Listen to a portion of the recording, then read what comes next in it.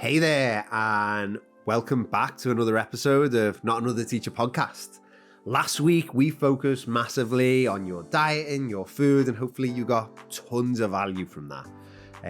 If you haven't checked it out, go back, listen to the last 5 episodes. Listen to all the episodes, actually. They're all class. Even if you listened, give them another listen. It'll always help out the viewing figures. But yeah, this week, we're going to focus on training. We're going to focus on it because I definitely get a lot of questions around it. I think there's a lot of myths out there with training. I think there's a lot which is misunderstood with it, and people get their wrong ideas with it. So I wanted to get into it. So again, we're going to do it in a 5-part series this week, really focusing on training. We're going to think about why you just don't want to get sweaty. We're going to look at pumping iron in the gym. We're going to look at doing what you love and why that's important. We're going to look at, how much should you train? Should it be every day? Should it be an hour? Should it be 20 minutes? Everything nitty gritty that way. And then lastly, and the most important, I think, in it is how you can create a real passion with your training, how you can create a real just love of it that is going to keep you thriving long term. So strap in your seatbelts, buckle in, get ready for this. We are going to dive straight in with the first episode of it. And as I said, the first one we're looking to look at is why you just don't want to get sweaty. Now, I think this is one of the biggest myths when it comes to training. People think it isn't a good workout unless you feel exhausted at the end, feel like you're going to throw up. I actually used to work in a gym where there was a PT or two in there who actually buzzed off the fact that someone would throw up during the session, that it meant that they worked super hard. And to me, it was almost like the anti thing that you should do. Let's be honest. If I did anything that made me throw up, I would never be doing that again. It would fill me with dread. I would resent it. I would hate it. I would never want to go again. And probably a lot of those clients felt the same way. And I think that's something that we need to get rid of in the fitness industry. That's something we need to get rid of when you think about exercise, when you think about training. It's not about puking. It's not about feeling exhausted. It's not about feeling sweaty. It's not about getting your heart rate to a certain number.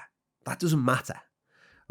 Ultimately, there are 2 things that you need to decide what you're doing when you are at the gym or doing a workout.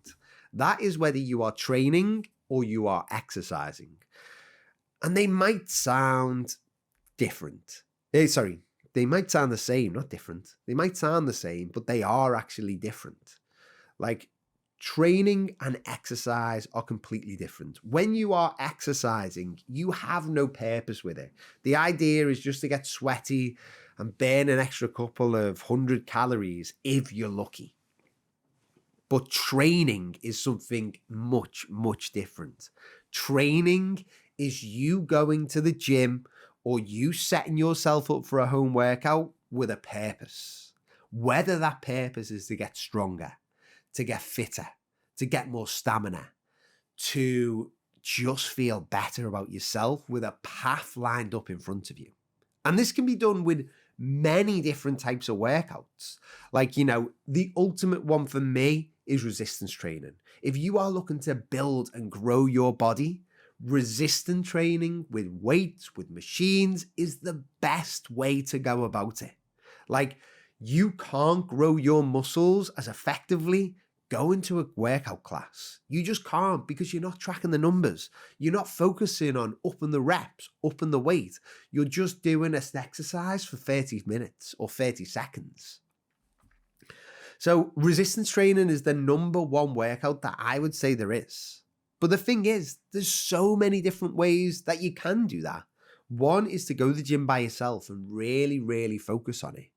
The next might be at home with resistance bands or even body weight. Now, when you're doing body weight exercises, you can still get to where you want to be. The only trouble with that is you don't have as many toys as in the gym.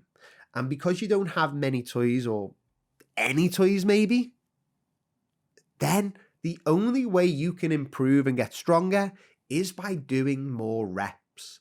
And once you've got to, say, 50 push-ups, after that, it gets a bit tedious and boring.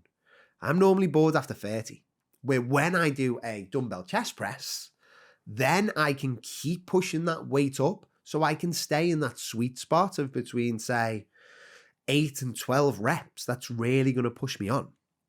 Now, if kind of going to the gym by yourself right now seems a bit intimidating, but you also don't fancy home workouts, one really good thing to get into is going with a group class or going that way. And I know I've just said that group classes aren't going to push you on, but it depends the one that you do. Like, I think CrossFit gets a lot of kind of stick and it gets a lot of a bit of a bad reputation. But you know what? I would say CrossFit is definitely better than your average gym class, which is just there to get you feeling sweaty. Granted, you have to find the right place where the instructors know what they're doing, because it is probably easier to get injured doing CrossFit than it is just going to do a gym workout. But you've got the right instructors who are teaching you right, then you're going to be part of a community, a gym class, which is going to push you on. Do I do it? No. But it's because I like going to the gym and lifting weights rather than being in that group environment where you're pushing yourself on that way. The other ways, obviously, you can work out are cardio.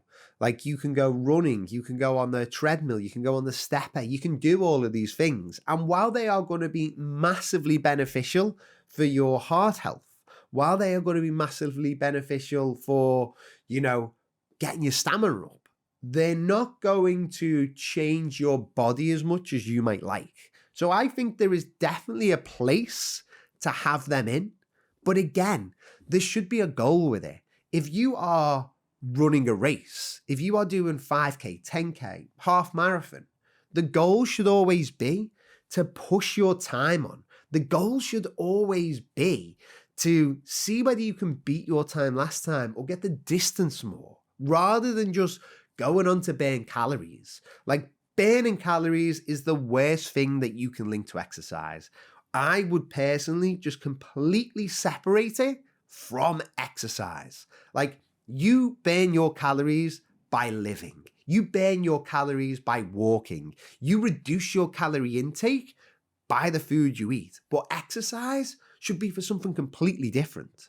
Because if you are just looking to get sweaty and burn those calories, one, you are going to resent training, because that is a horrible way to look at it. But as well, you are doing something which is probably contributing to 5% of your overall effort. To me, focus on the other 95%, which is going to get you there. Burning the calories is not the way to go. And if you're looking at it that way by doing little HIIT workouts, which tell you you've burned 300 on your smartwatch, or, gone to a gym class because it says it burns 1,000 calories in an hour, which is nonsense. Like, it is time to really think about changing those habits, changing that mindset, because you want to find something that you love, which is more than just you getting sweaty in the gym. So hopefully this has made sense. Hopefully maybe you've had a light bulb moment or two, or maybe I've reassured you in my opinion is very similar to yours. I would love to hear about it, like by dropping me a DM. I love the shares that I'm getting on Instagram. They're absolutely class. And I'm loving the reviews that people are leaving too. They are brilliant. Thank you all for listening. And yeah, I'd love to hear what you think.